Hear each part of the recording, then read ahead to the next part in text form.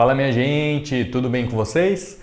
Como sempre espero que sim, bora para mais uma review e de um in-ear da Tree.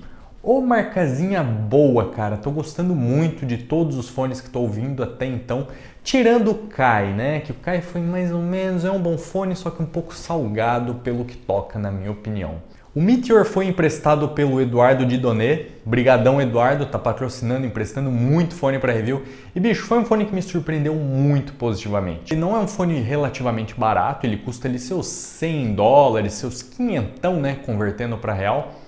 Que é um preço relativamente salgado, mas na minha opinião o Meteor compete muito bem nessa faixa de preço.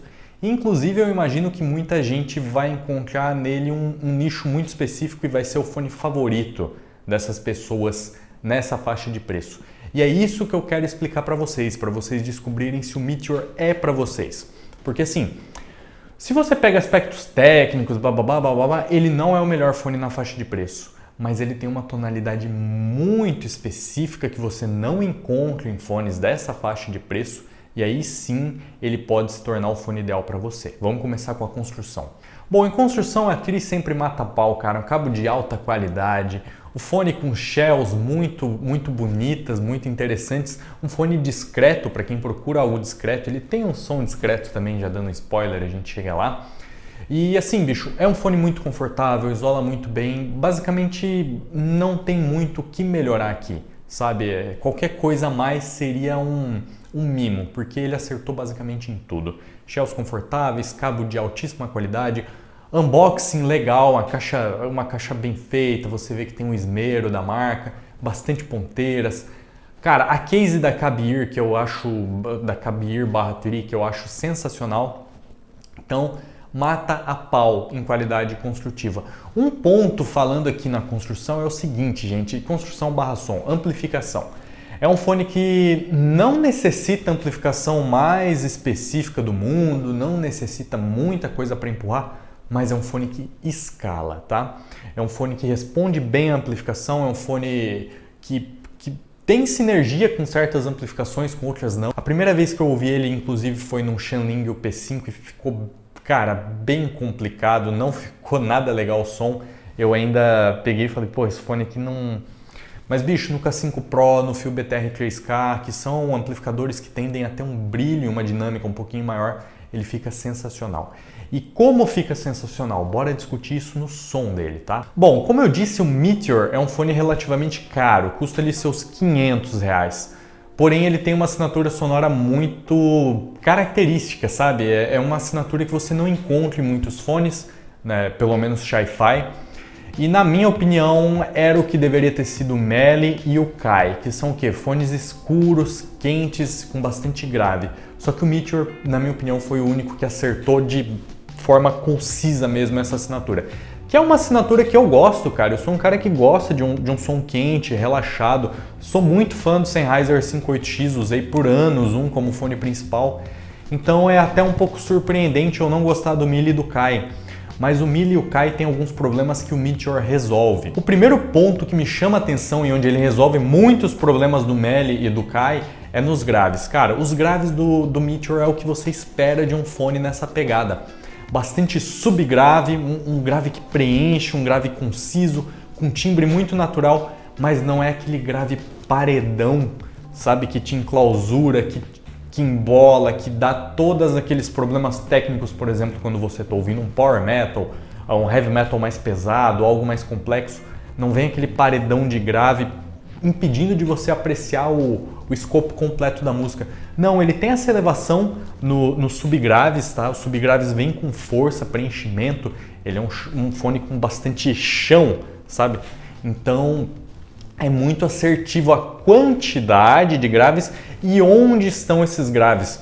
Cara, o Kai tinha mais subgrave ainda que o Meteor e tinha médio grave ainda por cima, então era um fone que batia com muita força, que traz muitas anomalias no som, né? É claro, tem gente que vai gostar dessa assinatura porradeira pra caramba, pesada, maçuda, mas assim, não é a coisa ideal para quem procura o mínimo de naturalidade, na minha opinião.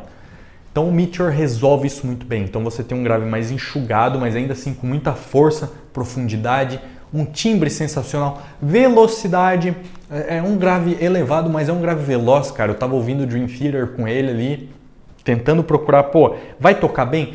Tocou. Mesmo sendo escurinho, com bastante subgrave, tocou. E partindo para os médios, assim, você tem coisa fina, cara. São médios com timbre corretíssimo. Puxa um pouco pro quente, né? Por ele ter um pouquinho menos de agudo, a gente vai chegar lá em um pouquinho mais de grave. As vozes ficam um pouco mais quentes e calmas, mas isso me agrada muito, cara. Me lembra, como eu disse, o Sennheiser 58X, Sennheiser Momentum, me lembra um Sennheiser versão in-ear. E, bicho, eu nunca achei que eu ia achar um Hi-Fi assim, sabe? Tirando os Tanchijin, que tem um Tanchijin Core e Tânia que me lembram também. Porque chinês gosta de agudo, né? Fritando assim, entrando na tua cabeça, muito grave. Mas aqui não. Cara, o Meteor me surpreendeu muito. Médios um pouquinho velados, mas com timbre muito correto. Uma presença muito correta. Não são aqueles graves que ficam para trás, recuadões, nem ficam muito para frente, o que me incomoda, dá uma sensação de palco apertado, né? Parece que é o professor Xavier falando na sua cabeça por telepatia. Não, são médios bem ajustados. Então, eu acho que foi o aspecto que eu mais gostei do fone ali. Esses graves quentes aliando aos médios, ficou sensacional. E nos agudos, cara, aqui foi onde ele mais me surpreendeu, porque assim, fone escuro geralmente não é muito detalhado, né? É óbvio, né? Como é que é mais ou menos igual na vida real? Como é que você vai enxergar o que está acontecendo se está escuro, né? Porém, o Meteor tem um driver, aqui entre aspectos técnicos do porquê ele ser caro, na minha opinião. Ele tem um driver muito capaz tecnicamente, bicho. Mesmo ele sendo escurinho, ele me lembrou alguns fones bem caros, tipo o Denon D7200, o Aeon Flow, que são fones que muitas vezes não tem muitos agudos, mas, bicho, te mostram muito detalhamento. É pura capacidade bruta do alto-falante de enxergar esse tipo de aspecto técnico, e o Meteor tem isso. Você sente onde o Meli e o Kai faltam, onde eles não chegam em detalhamento, o Meteor tá ali te mostrando muita textura, bicho. Chega a ser contradizente. Você tá ali ouvindo o negócio, tá meio escuro e você tá captando um monte de detalhe, textura, um monte de brilho de violão. É esquisito, é um brilho até um pouco apagado, mas você consegue ouvir tudo. E você tem um fone escuro, quente, extremamente detalhado. Sensacional. Usei muito para jogar. Tô jogando bastante Overwatch agora que saiu o 2, né? De graça. Então tô usando todos os in-ears aqui para jogar FPS. E o Meteor foi o que melhor se saiu dessa leva gravudinha e escurinha. O único que eu consegui realmente identificar uma imagem mais precisa, um palco mais conciso, porque apesar de escurinho, ele tem um driver muito capaz. Então, bicho, assim, concluindo para vocês, ele é detalhado, ele é conciso, papapá, tem aspectos técnicos bons, mas a assinatura dele ainda é um pouquinho escura, entendeu, gente? Um Joko vai ser melhor em detalhamento que ele. Né? Então, se você procura neutralidade, aspectos técnicos, o melhor fone, né? Eu preferi o Meteor do que o Joko em puro prazer de ouvir a música, mas se você procura o mais preciso e técnico, o Joko é o melhor fone ainda da faixa de preço para mim. Mas, bicho, se você quer relaxar, o Eduardo mesmo me fala, cara, eu chego à noite, eu não quero ouvir metal, eu quero só relaxar, o trabalho é estressante. Eu não gosto de fone brilhante para isso e o Meteor é meu companheiro. Porque eu boto o Meteor, Sennheiser Momentum, eu coloco e, cara, ele não vai me agredir. Se você procura um fone all-arounder, isso é um ótimo all-arounder. Um fone que nunca te agride é um ótimo all-arounder. Com essa pegada, o Meteor é ideal. E uma coisa interessante, ele toca bem, por ser um all-arounder, todos os gêneros, tá? Cara, o único gênero que eu não gostei muito foi música clássica. Ali eu achei que faltou um pouco de brilho, né? Música clássica se beneficia demais de fone brilhante, então ali não... Mas, pô, um rock clássico, vem aquele calor, textura, papapá, show de bola. Um metal, diferente do Kai e do Meli, ele ainda mostra uma gama de detalhamento alto, não embola. Então, um fone sensacional. Se você está procurando esse tipo de assinatura, pode ir no Meteor e depois me agradece.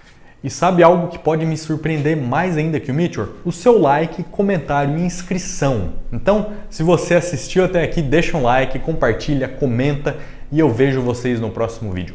Fui!